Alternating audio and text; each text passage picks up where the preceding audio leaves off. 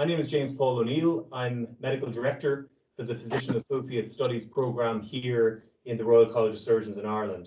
So let me run through the order of events. So we would start ordinarily with Professor O'Connell as President. However, he's having some difficulties with his laptop, and we'll include him at the end of the webinar. We're going to start then with Professor Lisa Alexander, who's going to talk on the international experience and role of physician associates. We will then, Lisa Alexander is the incoming director of the RCSI Physician Associate Programme. We will then move on to our second talk by Dr. Owen who's consultant in infectious diseases here in Beaumont Hospital. And Owen's going to talk on the role of the physician associate during the COVID-19 pandemic in Beaumont Hospital. Our third speaker then will be Kelly Walkery, who's physician associate at the Department of Otolaryngology, Head and Neck Surgery here in Beaumont Hospital. And Kelly will talk on physician associate research and the COVID-19 experience. Finally, I will talk on physician associates in Irish healthcare. So we will then hold a Q&A session. We've received a huge number of questions and want to thank you for the phenomenal interest that's been shown for this evening's webinar. Please feel free to submit any additional questions in the chat function, and we'll do our best to try and get through as many as possible in the allocated time period. We will then close with final comments and reflections by Professor O'Connell. If I could ask you all to mute your mics, and indeed we will kick off then. First up is the incoming director of the PA programme in RCSI, Lisa Alexander. So Lisa was awarded her bachelor's degree in medicine and surgery from George Washington University in 1979, achieved a master's in public health in 1989 and a doctorate in 2003. Lisa joins RCSI from her role as professor and medical director and advisor in the School of Medicine and Health Sciences, George Washington University. She's been there between 2007 and 2020. Since 2016, this role has involved leading and significantly developing the PA Studies faculty. In 2011, Lisa was appointed director of the school's PA programme and was subsequently also named as the interim chair of the newly established Department of PA Studies. She successfully led a re-accreditation and creative curriculum redevelopment process for the PA programme. Lisa has served as principal investigator on multiple federal and municipal grants that supported goals in PA training. Lisa has championed the accreditation expansion and funding for George Washington University PA programme. Under her leadership, the programme has now ranked number 3 in the United States. Since 2009, Lisa has been a board member and president of the United States National Physician Assistant Education. We're delighted to welcome her to RCSI, and we look forward to her talk this evening. Lisa.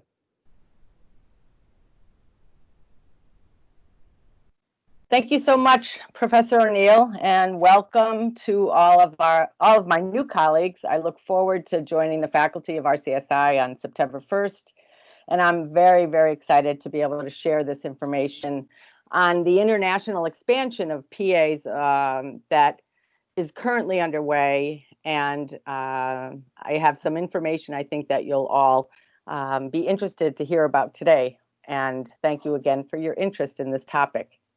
So the next slide shows you the growth of this profession over time. So I won't go into a lot of the history of this particular profession, but nonetheless, I think what is noteworthy is that in over 50 years in the United States, we now have over 135,000 PAs with approximately 260 academic programs that train approximately 7,000 to 8,000 graduates per year. Now, this growth has been over the course of 50 years. We've seen an exponential rise in the number of PA programs over the last 10 or 12 years. But I think what's interesting is that the uptick in programs in the United States is mirrored somewhat across the globe. And what you can see in this chart that I developed was sort of a status update of PA programs and the profession universally across the globe. Now, the Netherlands has a very moderate workforce of approximately 1,500 PAs. They have been training PAs for almost 20 years. The United Kingdom has had, I think, the most exponential growth that we have seen, with almost 2,000 PAs now currently working in the United Kingdom, and approximately 35 programs that are training about 750 PAs per year.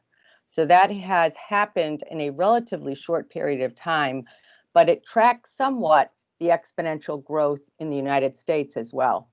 Canada has had a moderate growth rate, and for a country as large as Canada, we only see about 4 programs, and their roots, the PA roots in Canada, start in the military.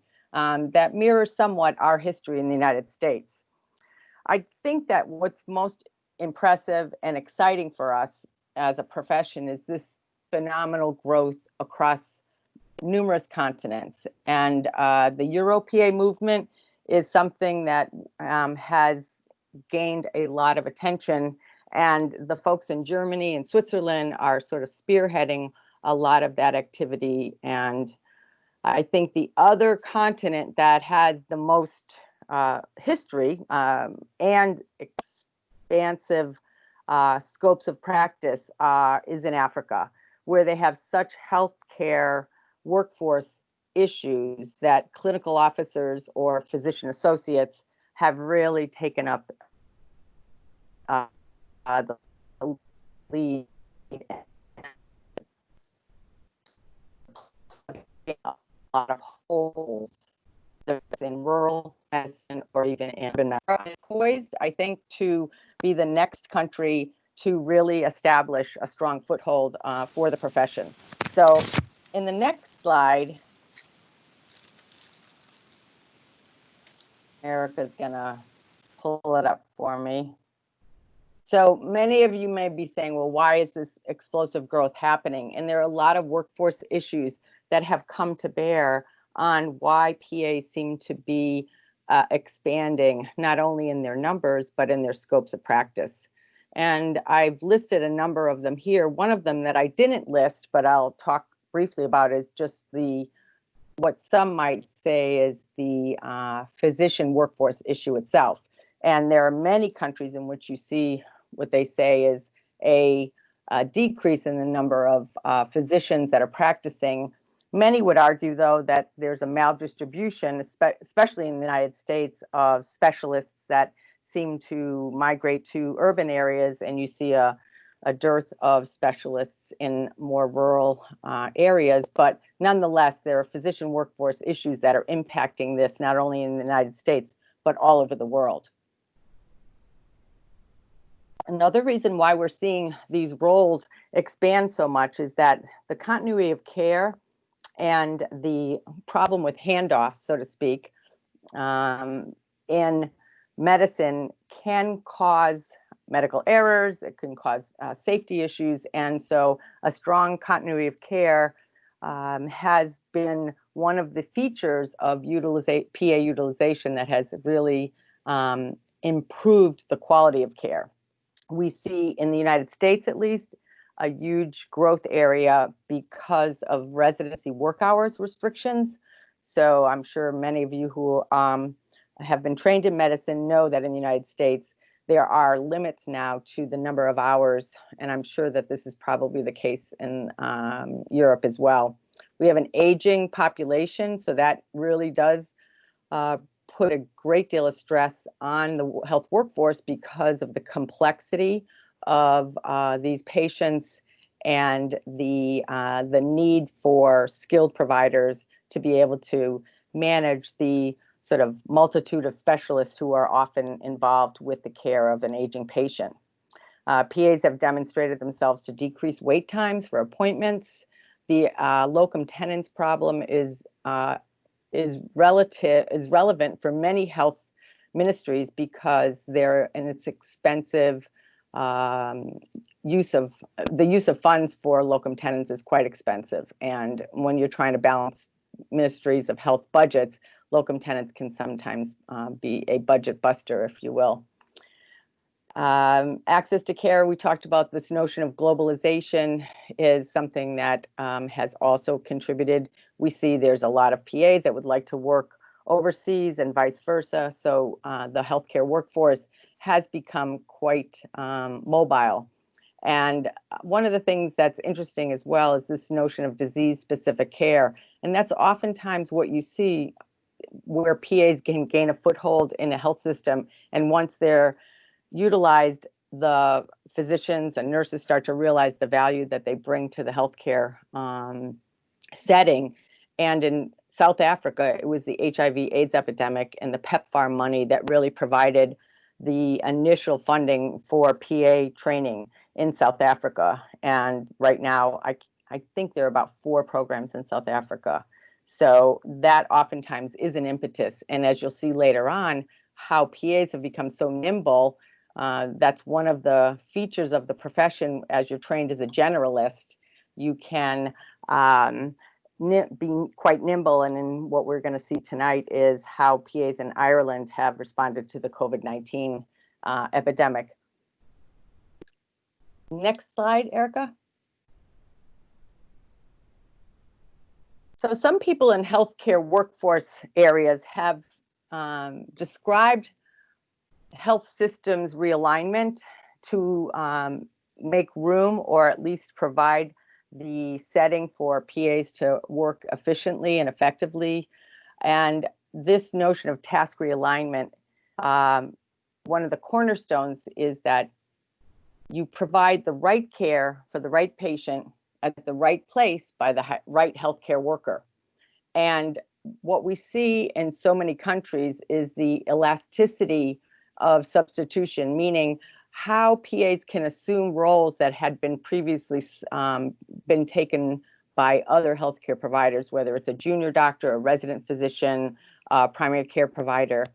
And I think what you'll see is that the efficiency that PAs bring to the workforce and to the healthcare setting really does free up specialists' time so that they can devote more of their expertise to patients that are in need of their services.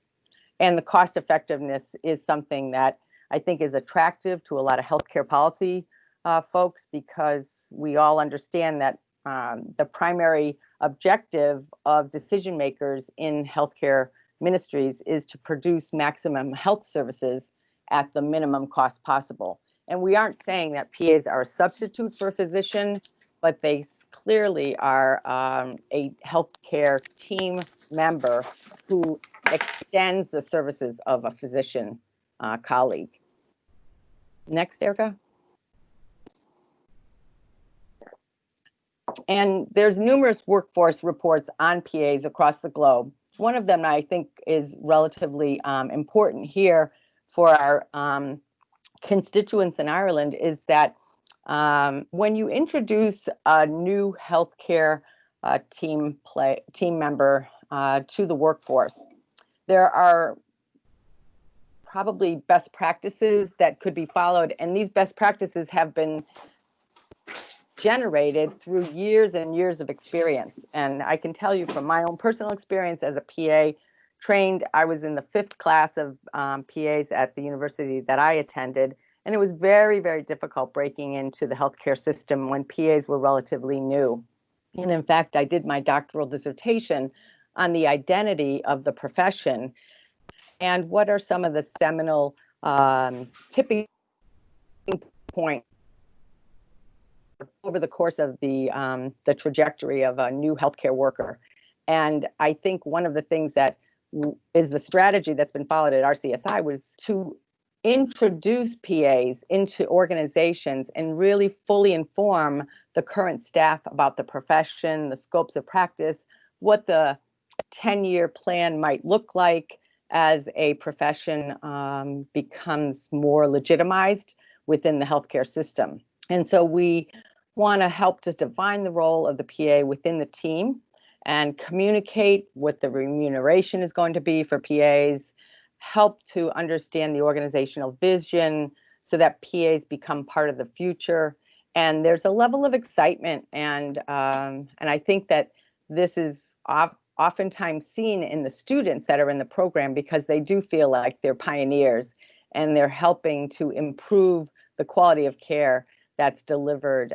So I think this study in the Future Healthcare Journal back in 2019 really talks about what the regional experiences are of PAs as they're being brought into the workforce. And these are important lessons that we have, at least at RCSI, tried to embed in the rollout of this particular profession. So with that, I think I'll stop, and it's been a pleasure, and I'm happy to answer any questions that you might have.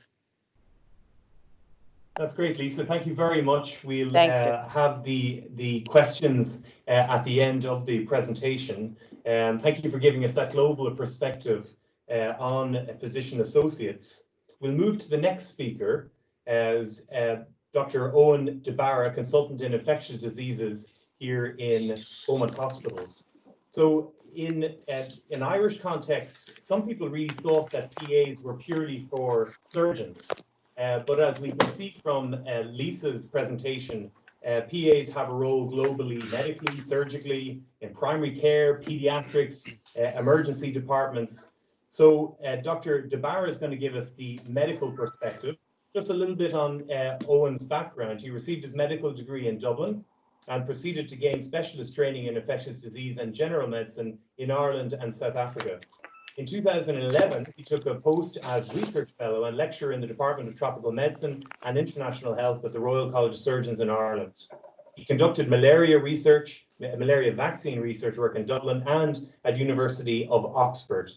In 2014, he took up a post at Imperial College in London as a consultant in infectious disease and general internal medicine, where he was the clinical lead for the OPAT program, which is outpatient parenteral antimicrobial therapy, a site lead for neuroinfection, a regional lead for tuberculosis, including large numbers of MVR-TB, and led the Trust Ebola response, as well as directing and advising infection prevention and control practitioners as part of the Integrated Clinical Infection Unit. He served as a supervisor for joint microbiology, virology, infectious disease, and general medicine trainees on the ORC path and also the JR-CPTB schemes, and for advanced nurse practitioners and pharmacist independent prescribing candidates. In 2017, he returned to Dublin, taking up a post here as consultant in infectious disease and senior lecturer at Beaumont Hospital, RCSI. His research interests include tropical medicine, vaccine development, tuberculosis, resource-limited acute care, outpatient parenteral antimicrobial therapy, and antimicrobial prescribing. Look forward to his talk. Owen. Thank you very much, Paul, and thank you very much to the organisers for inviting me to talk on what's been a very challenging 6 months. So I'd worked with PAs in the UK, and I was aware there was PAs here in the system. In fact, we'd applied and tried to get one in infectious diseases, but it took a pandemic to make some of that actually happen. So I'm going to walk you through briefly what our experience of that has been. Can I have the next slide, please? So this is the epicurve of COVID-19 in Ireland. This is a slower hump because this is the date of onset or the date of test. Sometimes you see this big spike, which is when the tests were reported. And I've drawn an extra line off to the left. And it's flat because there weren't any cases, but that's when there was an awful lot of activity going on. Next slide, please. So we had the benefit of knowing something was coming in Ireland. I start out with some pictures of the registrars we had in infectious diseases when we were busy seeing and assessing people from Wuhan. We got to know Chinese geography, and the 24th of January was the date that I first assessed somebody from Wuhan. It took a while before we found a case of COVID, but then things really started to change and we could see this tsunami coming. So it was a matter of how we could prepare the hospital and the healthcare infrastructure in terms of human resource to manage to deal with that. So we had a strong link with public health, and we were the testing hub for public health for this region of the city at the outset. Next slide, please. Of course, that became evident to me fairly quickly that what we didn't want is people wandering in and out through the hospital. So we were the first drive-through testing pod in the country. It was very unglamorous at the start, and it's the bottom of a stairwell. And we also had to staff that. And when I went through hospital management looking for resource to say, this is going to be big and we're going to need a bigger boat, to coin a phrase from a famous film, they said, well, could you use a few PAs? The other off-target impact of COVID was that surgery and elective surgery was largely impacted, and all of the PAs in the hospital at the time were working in elective surgery. So they were redeployed to come under our remit to try to coordinate this, to set up and run the testing pod. Next slide, please. So the army came in, and quite literally the army came in. This slide shows the Irish Army establishing a tent and robustly shoring up the initial stairwell to build a structure that would last this. And then there's a couple of the initial PAs that ran this. And the benefit for me with the PAs was that basically we had a task. We had rapidly changing epidemiology, rapidly changing practice and guidelines, but they were basically able to independently set up this, link with IT systems, link with the laboratory.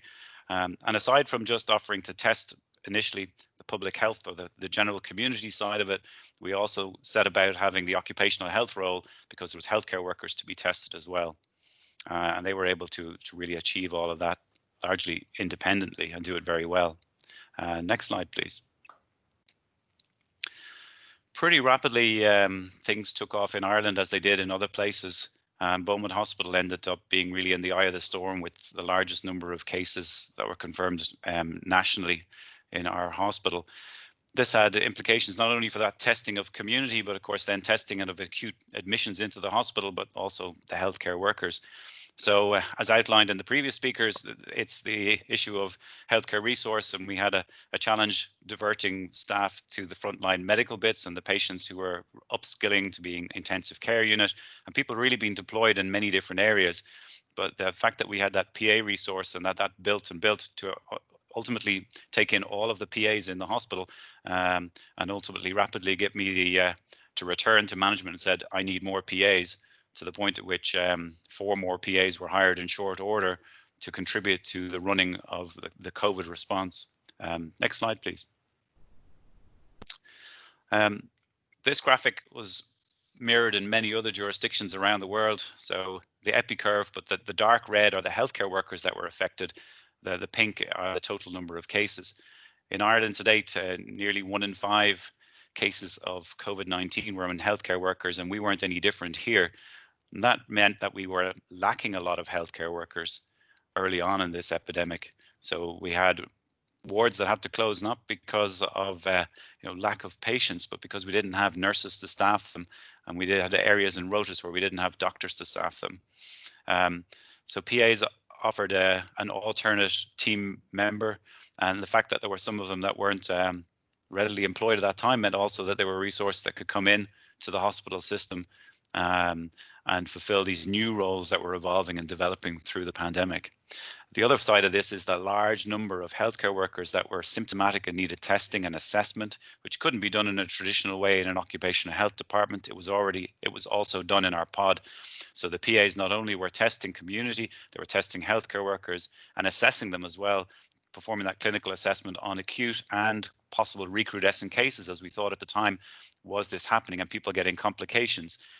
Our priority was really to look after our own staff. The PAs through our pod were able to do that. Next slide, please.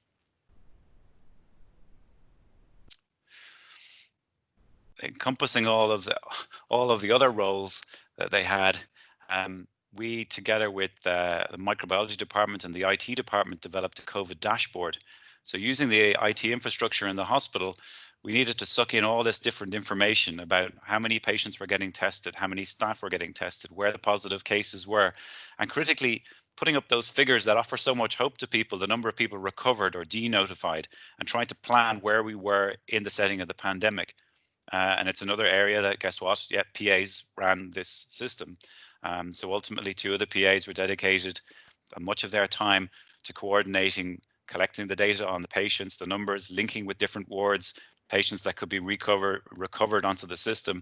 And this system comprised the main focus, the dashboard of the daily COVID huddles that we and in management used to map out where we were in the pandemic. And that also fed back numbers into public health. I should point out that the PAs were also the link with public health in terms of the rapid notification, which leads on to the rapid contact tracing and trying to chase up secondary cases out in the community. That was all facilitated through the PAs. And that's manifested as a publication. I said some of this work and activities has resulted in scientific publications too. Next slide, please. This is Rachel, one of the PAs, and Michael just behind her when they were working away on the public health link and that dashboard. But there was an awful lot of innovation during the pandemic, or that first surge. Of course, we're not out of it yet. And one part of it was the huge surge of moderately symptomatic patients that we didn't want to have admitted to hospital if possible. Could we monitor them at home? And actually the largest bulk of those were staff. When we had in excess of 300 positive cases of staff, we ended up with over 400 cases of inpatients. So we partnered up with an IT company, had an app developed which allowed for monitoring of symptoms, and together with a Bluetooth linked pulse oximeter, monitoring the heart rate and oxygen saturations.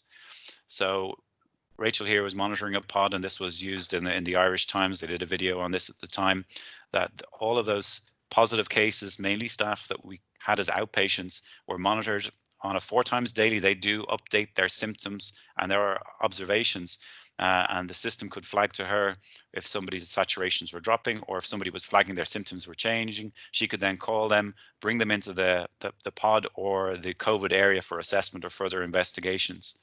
So that really meant we were able to keep an awful lot of people reassured and secure, but keep them at home. And in many instances, we were able to track and see this. Now we know this classic day 7 to 10 when the SATs drop and the patient changes. We were able to see that in real time and bring the person in before they really knew that they were very sick, and get them the support and care that they needed in a timely fashion. It also meant that we were able to early discharge some patients with that safety net. Next slide, please. This is all the medical side of it, but surgery had really been very much impaired and damaged by this. And another area we were looking at once that initial surge and we got comfortable with that is how could we manage to facilitate that time-sensitive surgery to get on board and get back? Well, as the community cases or the community managed to get up and running and have its testing, we stopped testing community cases and we turned our focus to managing to test elective or time-sensitive surgical patients. So in that early phase then, from the end of March through to May, the PAs through the testing pod tested nearly 500 people who were having time-sensitive surgery from a range of different surgical specialties. And that meant that we had an overall comprehensive package where they came into a closed surgical area, got their surgery. The teams were protected because they knew that we had a time-sensitive negative test, and patients got out quickly, and we meant that we were able to maintain some level of surgical care, which wasn't in many cases in the world that they managed to do that. We did find some cases actually through doing that as well, which is quite a worry given that they were heavily cocooned patients, but it meant that then they were linked with care, and secondary cases importantly were found to try to stop that chain of transmission in the community. Next slide, please. That work goes on. So this is just last month's figures. Over time, the pod and the team there have tested and investigated an awful lot of different patient types. So in June, over 800 individuals were tested through that. Patients mainly for elective procedures, or some who are hematology, oncology, complex renal patients, that rather than bring them in, because there's so much remote virtual clinics being done, they could come to the pod and get tested when the clinician looking after them had that concern. Staff testing is still a big part of work, and that keeps our staff healthy, and it protects our patients by knowing our staff status and non-staff. So we were in an ability, because we had such a good team and an effective system, that we were able to reach out to organizations that were struggling to use the national system. So some of those were the hospice in our region, and actually the airport and the airport authority, which needed to be kept open, and they had critical staff, but they needed to have them tested and be available too, so we were able to facilitate them. Next slide, please. The first wave of acute infection being over meant we have a surge of patients with possible complications. In normal time, with in excess of 400 inpatients with a single condition or with a pneumonitis, you'd follow them up in clinic, and that's very difficult to do. So together with respiratory and critical care and psychology, psychiatry, we've developed a multidisciplinary approach to this. And once again, its PAs are at the center of this process. So one of our PAs coordinates the data listing of all of the patients. The over 430 inpatients we had is filtered down to the patients with radiological abnormalities and pneumonitis in the first instance. Those get a structured phone questionnaire and consultation. That PA organizes remote radiology and blood sampling at a different time. There's a mental health screening, and then that's all fed through a weekly MDT with everybody present to decide the pathway for those patients and who should be seen in physical by one of the physicians of either infectious disease, respiratory, critical care. So we've got through our first wave of patients in that, over 100 and I think it's about 110 patients through. We've got a lot more to do, but hopefully with this process and PA coordination of it means we're going to spare an awful lot of people a visit into the clinic and make sure that their care is completed and any onward referrals are needed. And that's also a peer-reviewed publication going forward. Next slide, please. As if that wasn't enough, this is a snapshot from, I think Kelly's going to talk after me. I know that one of the PAs in ENT who was redeployed to us during the peak of it. And here she's demonstrating a CT guided, or it's a pituitary surgery tool to mimic CT guidedness to demonstrate swab assessment. And this has actually been used as the national training video. So Kelly's a star in her own right for that. That's the video that'll be rolled out across the country and how to take an effective swab. And she's going to talk to you a bit about that surgery too. Sorry, that research too in a few moments. I'll leave that with her. Next slide, please. There's more research going on. So through the pod, we are assessing seroconversion or antibody status through healthcare workers in different areas of the hospital. And we also had to offer exit testing by PCR for staff that are moving to other regions. And we're about 120 patient or staff members through this, but a couple of interesting things to share with you on it. Other areas showed symptomatic, asymptomatic, staff of 25% odd that would have seroconverted. Next slide. And that depends really on the area that they worked on and whether they were in a heavily COVID exposed area or not, and the controversies around PPE training and PPE usage. So to date we've sampled over 120 staff in the hospital, and not a single PA has tested positive. That's by PCR or by the antibody testing. Bearing in mind that nearly 400 positive tests were carried out by the PAs in the testing pod. They're some of the most COVID exposed staff in the hospital, but the testament to their professionalism and their skill and their use of the PPE and the procedures is not one of them actually shows evidence of exposure to the virus. Next slide, please. So my summary of my experience of physician associates in the pandemic, for me and for the hospital, for the patients, for the services that are now provided, they're an absolutely essential resource. They've proven to be highly flexible. New roles would come along, and new notions and ways of doing things would be developed, and they would step into those areas. That included staff health, facilitated an early return to elective procedures and surgery. And along the way, I think we've had quite an amount of research, innovation, and I'm sure headaches for IT and everybody else that we've put through making something completely new. New slide, please. So I'd just like to thank all of the PAs that were redeployed to the service in infectious diseases, and to the overall COVID response, and to the ones that are now still working there today.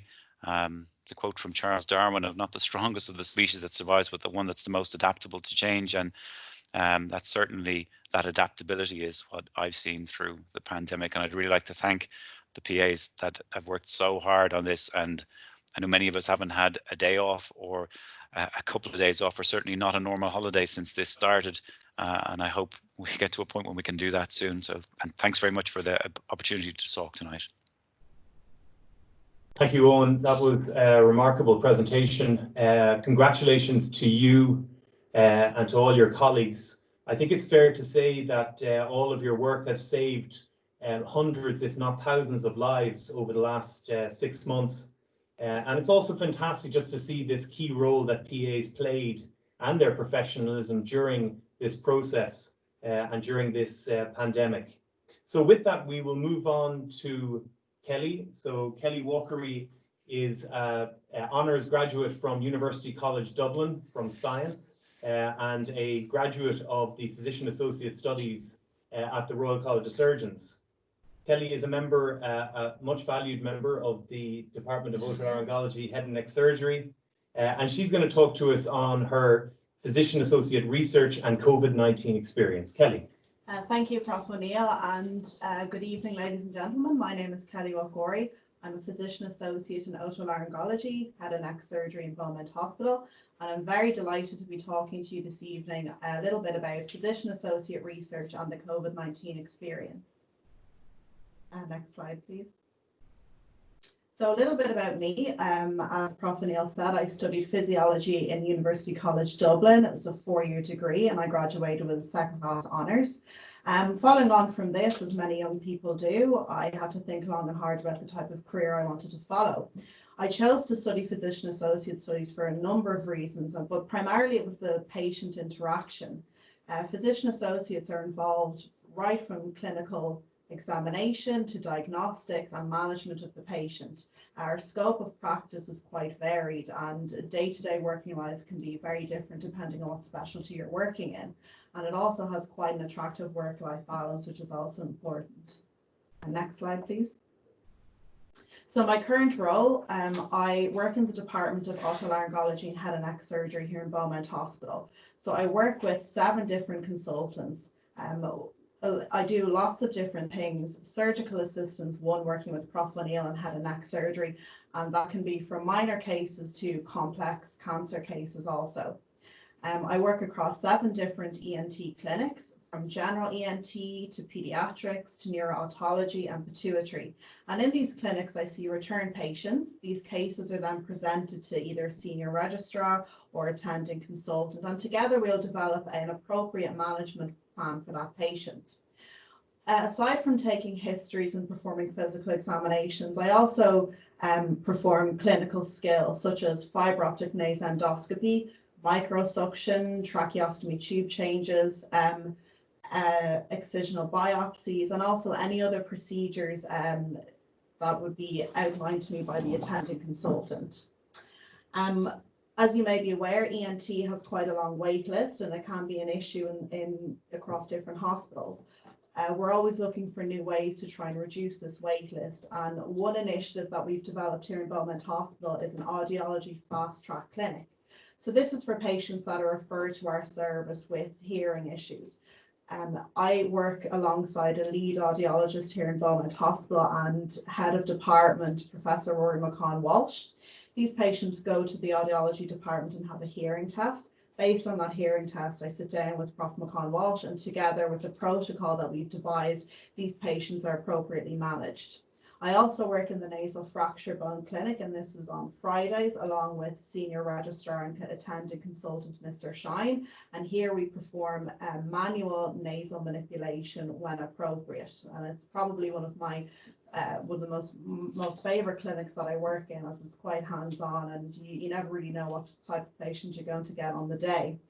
And in ENT particularly, we're always developing lots of different research projects, and I was involved in a nasal fracture bone audit last year along with my colleague, Head and Neck Fellow Mr. Sharif Mamdou, and I was lucky enough to present this research at the National Otolaryngology Conference last year. Next slide, please. So the physician associate role in Ireland during COVID-19. So this is a little bit about what my colleagues did outside of Beaumont Hospital, and this is across private and public hospitals nationally. So PAs were involved in surgical assist in urgent oncological cases. We were involved in COVID screening assessment stations, and PAs were directly involved in managing patients in isolation wards, in COVID units, and in medical assessment units and in emergency departments.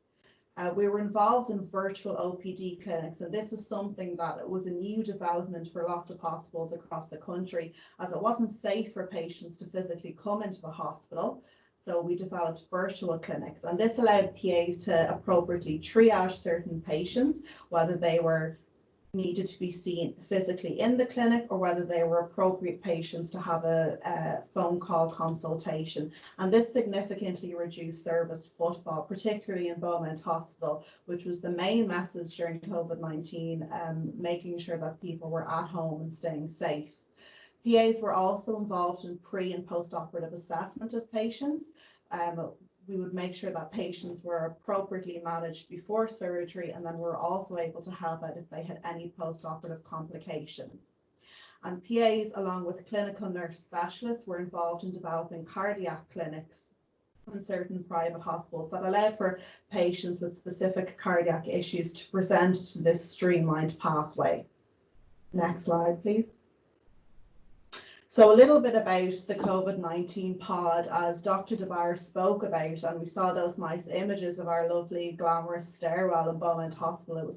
We called it the COVID pod, and myself and my colleague, Ms. Ciara Mealy, who is a physician associate in general and breast surgery, together we were the first two PAs deployed to the COVID pod initially, and we established the PA-led drive-through, which to my knowledge is one of the first COVID swab drive-throughs here in Ireland.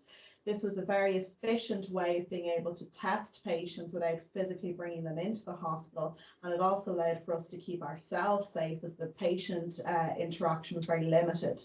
We swabbed lots of staff members and symptomatic high-risk patients initially. We were able to provide pre-operative and minor procedure COVID screening.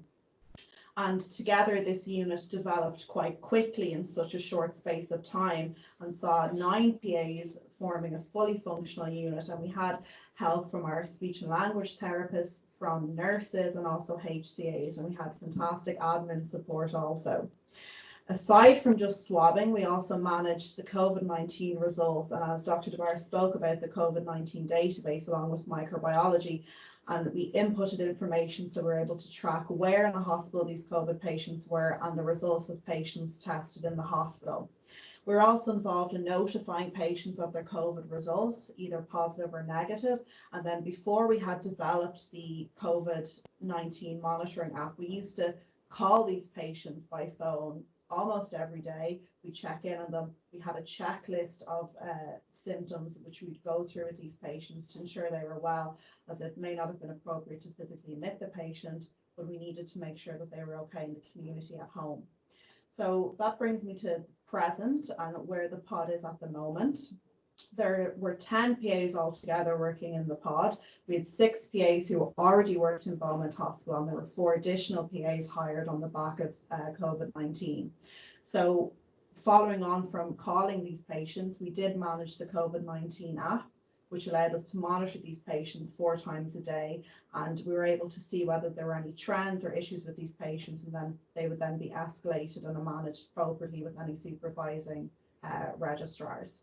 We also clinically assessed recrudescent patients. These are COVID positive patients that went on to be symptomatic and needed some more clinical follow-up. We also were able to develop the drive-through to not just swab patients, but to actually provide INR testing for our warfarin patients. So these are a very high-risk group of patients where it wasn't safe to actually bring them into the hospital. So we were able to have their INR testing through the drive-through, and then those results were appropriately sent on to the relevant cardiology teams. We also covered mass COVID screening of exiting non-consultant hospital doctors who were then rotating to their new posts, and any incoming interns that were coming into the hospital. We were also able to appropriately swab these hundreds of new staff members. And finally, as Dr. DeBar spoke about, the post-COVID clinic, PAs were involved directly in that clinic, which we work alongside intensivists, respiratory doctors, and infectious disease doctors also. Next slide, please. So COVID-19 was a very challenging time, But on the back of that, we were able to look at lots of different research projects, both nationally and internationally, informing our colleagues around the world of trends and changes that we notice ourselves. And we were no different here in Beaumont. I was fortunate enough to work alongside my colleague, Miss Yana Crowley, who is the neurosurgery physician associate. And together, along with our ENT colleagues and infectious disease colleagues, we took part in this nasopharyngeal research. So as we know, the nasopharynx is the highest viral load. So when taking a nasopharyngeal swab, you need to be sure that you're in the nasopharynx in order to achieve a more effective COVID swab. So what we did, we tested 229 staff members at random using, as you can see in the picture there, it's a navigated 3-dimensional model head. So we had staff perform a nasopharyngeal swab as they would on any patient. And once they felt they were in the nasopharynx, we took a screenshot of the CT image and we had the nasopharynx mapped out. So once we took a screenshot of that image, we were able to go back and see were the staff members actually in the nasopharynx. Now the head model is like a real patient. It does have resistance and it feels somewhat like taking a COVID-19 swab. So our results show that we had a success rate of 38.6%. And I should mention that it was doctors, nurses, and also non-allied healthcare professionals that took part in this study. So this led us to believe that there was need for dedicated education in taking a nasopharyngeal swab. As we know, staff members were deployed to new areas and it may not have been in their remit of work at the time taking swabs like this. So on the back of that, I worked alongside the HSE and HPSC, and together we developed an educational video on how to take a COVID-19 nasopharyngeal and oropharyngeal swab, and that will be available nationally as an educational piece for both GPs, community setting, nursing homes and hospital setting. Next slide, please. So in conclusion, I think I've demonstrated how flexible physician associates are to the healthcare system. We have a very wide scope of practice and our teaching, which is the medical model, allows for us to have that variability in our scope of practice. From our clinical duties to research to administrative duties, I think it's clear that we're a very positive impact to the Irish healthcare system. Thank you. Thanks very much, Kelly, and congratulations on all of your work over the last few months. No doubt there'll be questions for you at the end. Could we move on then to the final presentation, please?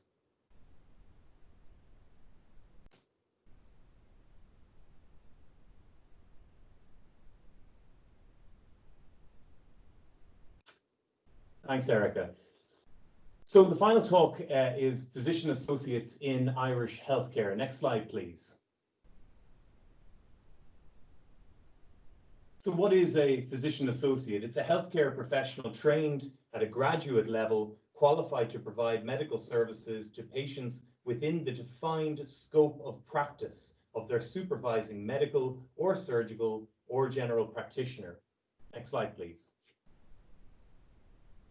So let's just look at just where this has come from. So this is the Irish paradox from an OECD report from 2019. What we can see here is that in 2016, Ireland had the highest number of medical graduates per population of all OECD and EU countries at 24.4 per 100,000 population. However, despite high numbers of domestic and foreign medical graduates, there are doctor shortages. In fact, Ireland ranks only 27th among the 36 OECD countries with regard to the number of doctors per capita at 29 per 1,000 inhabitants in 2016. Next slide, please. So this Irish paradox, many of the Irish medical graduates and newly trained doctors are seeking training and job opportunities abroad. An analysis of Medical Council register data shows that between 2012 and 15, 6 to 9% of doctors aged 25 to 44 left the register annually. Between 2008 and 2014, approximately 3,798 doctors previously registered in Ireland registered to practice and/or completed registration processes in 5 major destination countries, being Australia, New Zealand, Canada, United Kingdom, and the USA. Next slide, please. So some evidence-based medicine looking into this problems with retaining doctors. This report from 2018 found that a lack of designated training time was one of the issues, performance of non-core tasks below the trainee's skill level, inconsistency in intern induction practices, shortages of consultants, and the inconsistent structuring of their participation in training have a negative impact on the quality.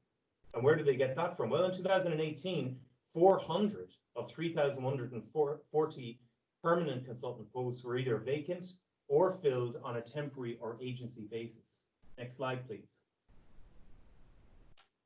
The College of Physicians also looked at well-being of hospital doctors and found negative forces in the retention of doctors, including high numbers of patients on waiting lists, understaffing, complex work situations, doctor well-being being compromised, lack of work-life balance, high stress levels, and a burnout levels of up to 30%. Next slide, please. So with these challenges in mind and with these negative forces being understood from the studies I've mentioned, Professor Arnold Hill, Professor McGee, Professor Kelly, and Ian Carter here as CEO in Beaumont Hospital and the Department of Health put together a pilot project using physician associates from North America, where we employed 4 PAs from North America and introduced them to 4 surgical directorates: breast, colorectal, vascular, and orthopedics. And we evaluated them in terms of effectiveness and impact, efficiency, feasibility, and rationale, looking at evaluations both independent and internal. And some of the projects during this time period included, for example, delivering a virtual outpatient colorectal surgery clinic, the update of that being 300 patients being seen by the PA during the pilot project. Review patient satisfaction with the colorectal service, the update of that being no difference in patient satisfaction if they were seen by a PA or if they were seen by a doctor. Improving NCHD training. So this was key. And the PAs in these surgical directorates allowed for an increase in patient care time, an increase in training for the NCHDs. Another pilot was decreasing a varicose vein patient waiting time from clinic to surgery. And the waiting time for varicose veins decreased from 14 months to 3 months. And finally, increasing patient access to the breast clinic, and the PAs seeing returning patients, twice as many as the NCHDs, allowing NCHDs to see more new referrals with their consultants as part of their training processes. So the pilot study showed a positive impact on NCHD training, patient waiting lists, outpatient efficiency. And that is absolutely key. When we consider the outpatients number in the Key Health Trends document 2019 from the Department of Health, the total number of people on outpatient waiting lists was 563,000 November 2019. And one can only imagine what number that has increased to now following the pandemic. So essentially, patients were happy, NCHDs were happy. Next slide, please. And this has absolutely been my experience with PAs as an otolaryngology resident in 2007, for the first time working with PAs in Children's Hospital Boston, and then in 2010 to 12 as head and neck surgical fellow in Sloan Kettering. They had an impact in terms of workload, in terms of training and the training I was able to receive, in terms of efficiencies in the outpatients and efficiencies within the clinical team were immeasurably improved by working with PAs. Next slide, please. So there was considerable media coverage. Here are some of the papers and articles that have been written. You can see the top left there, Beaumont employs first physician associates. Top right, we can see Professor Ruth Baldwin, who's been really an incredible support and instrumental in guiding us as a professor of PA studies in the United States from a threatening idea to widespread acceptance. Next slide, please. This is nothing new. The PA program may be new in an Irish context, but are well established all around the world. This is a win-win for the Irish healthcare system in a system that needs win-wins, easy victories. And we can see that all around the globe here, from the American Association of PAs, European Society, New Zealand, Australia, Netherlands, Germany, Canada, that we have PA programs, PA associations. We have also PA educational platforms, we have PA conferences, and we can see in the United Kingdom there, the PAs of the United Kingdom, which is driven by our colleagues in the College of Physicians with their Faculty of Physician Associates. Next slide, please. In terms of PA education and development since 2015, we can see, as Lisa was alluding to earlier, this expansion in PAs, 108,000 to 135,000 in the USA, 260 programs. In the United Kingdom, there are now 2,000 PAs with 35 PA programs. And in Ireland now, we have an Irish Society of Physician Associates. I'd encourage you to visit their website. We have a managed voluntary register. We have a national examination, and we're hoping to achieve regulation through the regulatory organization, CORU, which is for allied health professionals. Next slide, please. So to date, we started with a cohort of 6 students, which completed in December 2017. And in total, 53 students have gone through the PA program, 28 graduates. The remainder, the gap there, are still to graduate. Our faculty has been run by Professor Denny Woodmansey. He's done an amazing job for us, in particular with communication, with all of his experience with the United States and with the United Kingdom. Dr. Pauline Joyce, our academic director, who's been our leader for development and delivery of curriculum, and also the efficiency and organization of Laura Kenny as program director. Next slide, please. So the entry criteria, so this is looking at our qualifications, this is a level 8 qualifications framework. So we have entry of people with a minimum of 2-1 honors degree. And you can see here the current graduate and student backgrounds, academic and professional backgrounds of our PAs on the RCSI program, from science graduates in biomedical science, intellectual disability nursing, physiology, neuroscience, and professionals from nursing, academic nurse practitioner, advanced nurse practitioners, paramedics, medical scientists, etc. Next slide, please. In delivering this program, which is, this is a level 9, it's a master's program over 2 years. This is per the European Credit Transfer System, a level 9 award.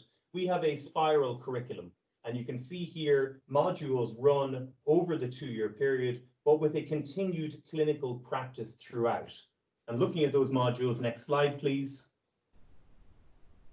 This includes foundations of clinical medicine with anatomy dissection, systems approach, clinical medicine and practice with history taking, physical examination, a rigorous pharmacology and therapeutics module looking at pharmacodynamics and pharmacokinetics, prescribing and therapeutics, personal and professional development, the role of the PA, professional issues, ethics, team working, leadership and communication, which is such a key part of the PA.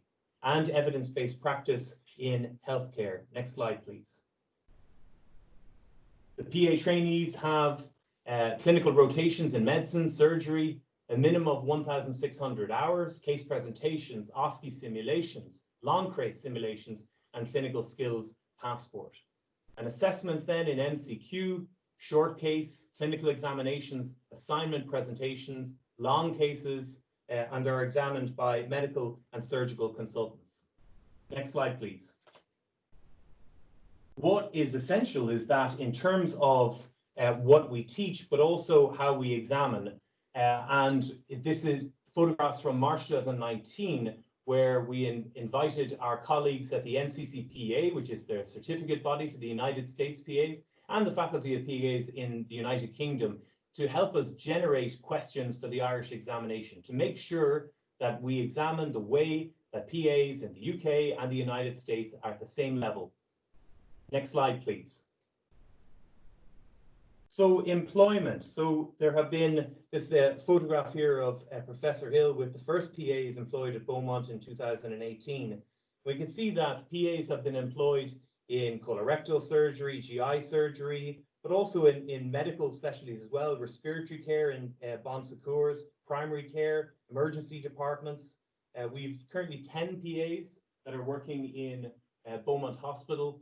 As you work down there to Our Lady's Hospital in Navan with the Ireland East Group, there's currently 4 PAs working there with them.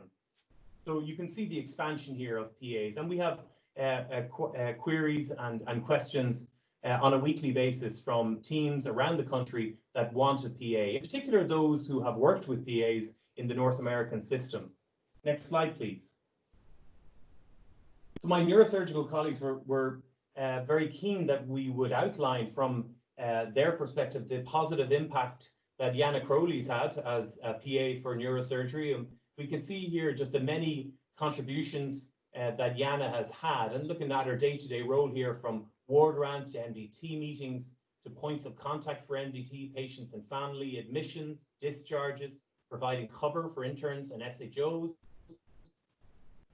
pre-post-operative care, and doing basic diagnostic procedures. Anna and the others that here have had such a positive impact that Ian Carter contacted me today, where he says physician associates have been instrumental in Beaumont Hospital with regards to a multitude of clinical service improvements and enhancements, including improved continuity of service, allowing for constant understanding and knowledge of specialty systems and processes to be carried through medical rotations, process and systematic developments that have been sustained with emphasis and direct ownership from PA deployment, continuity of care for patients to ensure safety and quality, and a strong adherence to protocol and clinical pathways. Next slide, please. So PA students and graduates on our program have a natural drive to clinical and scientific research, as of course the majority of PAs are from an honours scientific background. Next slide, please. There have been multiple posters and papers presented and published by PAs and their educators over the last 4 years. Next slide, please. In conclusion, in the last 4 months, they have changed everything about Irish healthcare. Physicians, surgeons, nurses, physician associates, allied healthcare workers, hospital administrators, educators, leaders recognize the fearsome virulence of COVID-19. We came together, we thought outside the box, and we collaborated like never before. Physician associates have a proven track record internationally. During our time of need in this country, physician associates all around Ireland rose to the challenge, proving their professionalism, their clinical insight and flexibility, and their commitment to patient care. There is no doubt of their place in Irish healthcare and their positive impact for many generations to come. Thank you. So if we could move on now to, I have a number of questions here. We'll have our Q&A session and then we will finish up with final comments and reflections from Professor O'Connell. So some of the questions here, if I could ask Pauline Joyce, Denny, Owen, Kelly, and Lisa, if you could unmute yourselves, please. The first question I have here is for Lisa. Lisa, is the PA training in Ireland similar to the United States? Thank you very much. Yes, in fact, I would say it's almost identical. The only difference is then the United States, when the programs were elevated to the graduate level, many universities added on a few months for different research projects and things like that. But I would say at my program where I currently teach, we have a very similar 24-month curriculum with preclinical didactic, very similar to yours, which would be considered sort of the medical model of education, and then clinical experiences in all of the same areas that you described that are currently in place for the Irish PA students. So I'd say they're pretty similar. Okay, thanks for that, Lisa. Next question we have here is for Dr. Pauline Joyce. What are the plans for introducing statutory regulation in the Republic of Ireland for physician associates? This is going to be over to the regulation unit in the Department of Health. So since the pilot project, we've continued our communications with the Department of Health. But as we know, lots of crises have happened in the meantime. So it would be nice to get the Department of Health to re-engage with us again. We can be regulated by the Irish Medical Council or CORU. Irish Medical Council probably would make most sense because physician associates are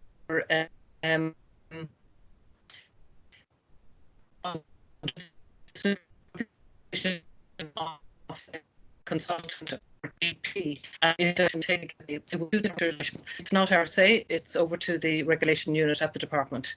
If that happens, moves along soon, it would still take about 2 years after that, because currently in the UK regulation is moving, but it probably will be another 12 months before that is sorted. Okay, thanks, Pauline. I think that the next question is very similar, but how close are PAs to getting regulated? Again, we will have to try and get the Department of Health to re-engage with us when I think the health crisis settled down. Once that happens, it will take the time I already outlined. Okay, thanks very much. Professor Woodmansey, I have a question for you, Denny. What is the timeline for prescribing and ionizing radiation requests for PAs? Well, thank you for that question. I hate to have a circular comment here, but it circles back to the Department of Health and regulation. I think that the key to enabling full practice for PAs to practice at the full extent of their training is to be able to prescribe and order or request ionizing radiation. That is tied to recognition of PAs by the Department of Health and establishing regulation. So it's a legal issue, and it still points back to the Department of Health. Thanks very much, Denny. I have the next question here for Owen. I think you've answered this in your presentation, but yeah, do you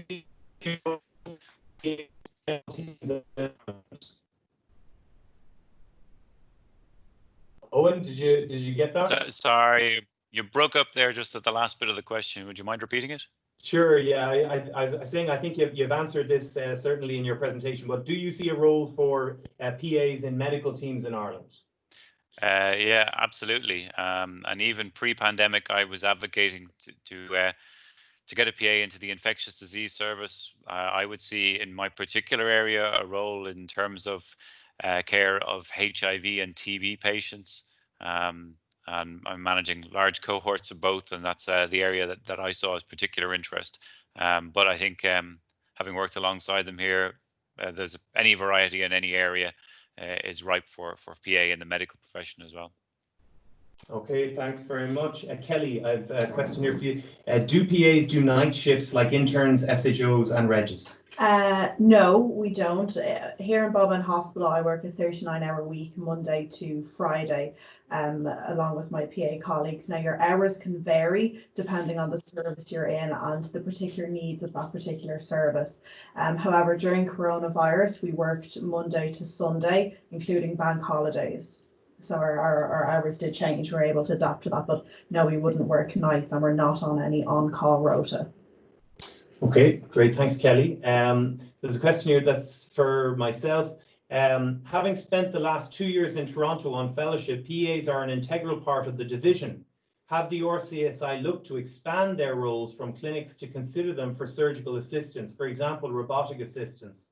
And a second question here, how autonomous are physician assistants theatre? So good questions, thank you for that. So I also was part of a robotics program in New York, and our PA was involved in that. As you know, when you're doing the robot, you need a trusted partner at the bedside while you're at the console. In terms of what the role of a PA, so it goes back to what the definition that I put up at the start of my presentation.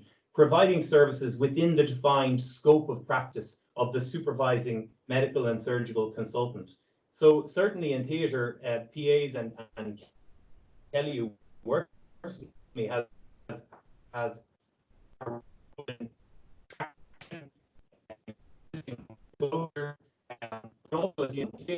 it's about preoperative bloods, scan results, preoperative histopathology results, organising follow-up for patients, putting patients on multidisciplinary boards, and really encouraging efficiency. And while that's being done, that gives more time for me to train and to bring my trainees through the nuances of the surgery we're about to perform. So they have a multitude of roles in theatre as they do in clinic.